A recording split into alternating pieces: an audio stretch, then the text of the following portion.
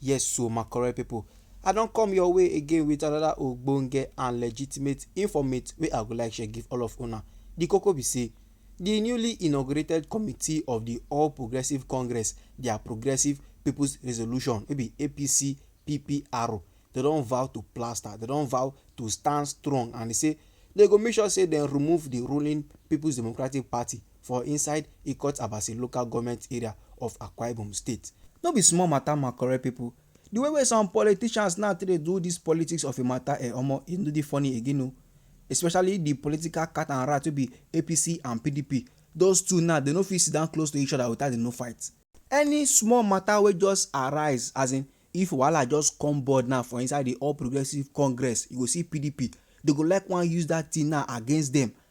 The same thing now dey apply to the PDP. Any quarter wey just burst out for inside the People's Democratic Party, APC people, they go come use that matter against them. These two parties, they come back as if now they dey forget the most important thing wey be democracy, wey be government by the people, of the people and for the people. My correct person, make we check how politics be currently for inside the country Nigeria. You go see politicians, they don forget that democracy o. Now wetin dem want na how e go take benefit dem. Everything wey dem dey do now be say how dem go take collect their own for inside, and how dem go take remove their opponents from power. Just take this newly inaugurated committee for example now, this APC PPR and their vow say they wan remove the ruling People's Democratic Party for inside Ikot Abasi of the local government area of Akwa Ibom State. Just imagine. And na the coordinator of the group for inside Ikot Abasi Federal Constituency wey be John Anyang. Now he come dey yarn this one during the group their strategic meeting wey dem do for inside Ikot Abasi local government area, and he come dey yarn say the performance of the People's Democratic Party for inside the area say na aro, say na tufiakwa, say e no make sense at all, and e come dey provide leeway for the All Progressive Congress to take over for inside 2027. So you don see am na say all they just want now na power.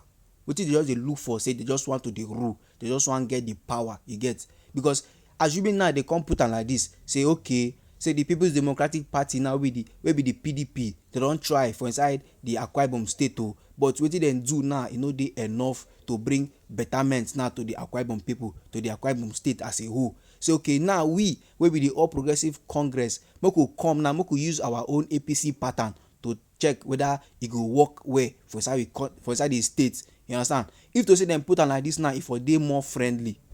Instead they come outside dey yarn say the performance of the People's Democratic Party say no make sense, say na arrow, say they need to pursue them comot, say they need to enter all these kind of levels. Then just say e no make sense at all.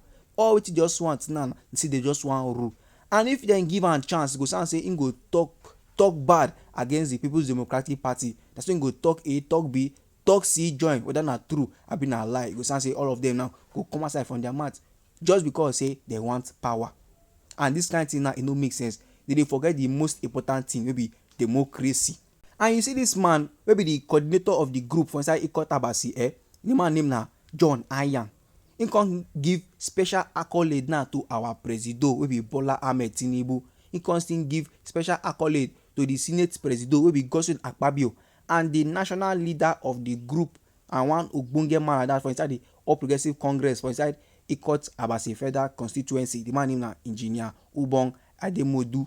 He come give that man now special accolade, say na them dey pilot the affairs of the party, na them dey do the things wey dey make the party dey move forward. But he come praise Ademodu more. He say this man now in commitment, say e no dey two, say na one ogbonge one like that. So all the man commitment now to make sure say the APC dey move forward. That one now come make am ogbonge man. That one now come make am linchpin, as in confirm member wey be say in dey try well to make sure say the agenda of the party, both the national, both the state and both local levels, so say everything now just go well.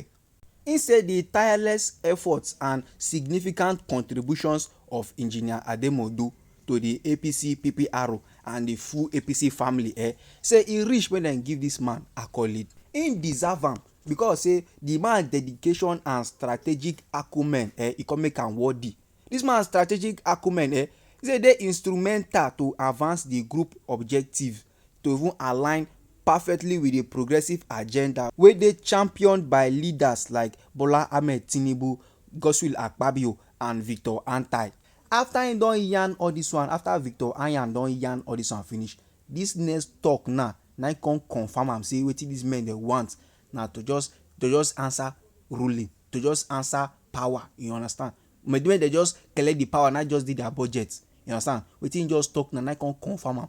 After him don yarn all those ones finish, him come dey yarn say their group now e dey committed to dey provide the necessary population to take challenge and to take triumph against the ruling People's Democratic Party for inside Akwa Ibom State during the 2027 general elections wey still far. Im say the performance of the People's Democratic Party for inside Ikot Abasi federal constituency say e dey very very poor, e dey bad, and say this development now e con dey give way now for the soon to come era of positive change. Normally I know say many of our country people now dey wey dey support the All Progressive Congress no matter wetin dem do, and I know say many of our country people still dey wey dey support the PDP wey be People's Democratic Party no matter wetin dem do. And I still know very well say e get many people for inside we country Nigeria wey be say they no dey support APC, they no dey support PDP, they just dey support betterment of the country and betterment of country people. They no care whether the betterment go come from APC o, whether e go come from PDP o, whether e go come from Labour Party o. They just want change, they just want better. So how those people now want to believe wetin APC people dey yarn, whether wetin dey yarn now na legit? Because the way wey the APC now dey come in say we wan organize crowd, we wan organize people, you know, this committee now to pursue PDP comot, all this kind of leg dem, e no make sense at all at all. And Oga Anyan no end there o, because they announced the ambitious plan to inaugurate APC PPRO executive committees for inside the local government areas, for inside the wards them, and for inside the unit levels. Say they want demonstrate the party resolve to strengthen their grassroots presence and to mobilize support for future electoral victories. Shey you dey see the matter ma correct person? The way politicians now take dey do politics, just dey buy as if they dey do am for the betterment of their self, they do am for the betterment of their party. Mo just talk am like that, for the betterment of their party. They no care true about country people. They just want they do their cat and rat business, APC versus PDP, all those kind of levels there we no make sense at all. Meanwhile, if to say any of these party now will be APC or PDP, they just calm down, reason and proper, they can't follow democratic levels wey be say they make the thing wey they do please country people. Go sound say now support, the kind of support wey they go get from countrymen, they no go fit believe their eyes. That time say no be them say go come dey organize committee levels, na country people na go come dey back them up.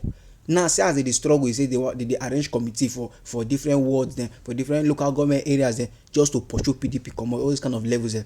If they just do am on a democratic level, by the people, for the people, and of the people, any party now wey go fit just use this method go see and say that power wey they find, they go get am. So far as say they dey please countrymen them, and e go still bring betterment too in one way or the other to themselves and their party. Make them reason am like that.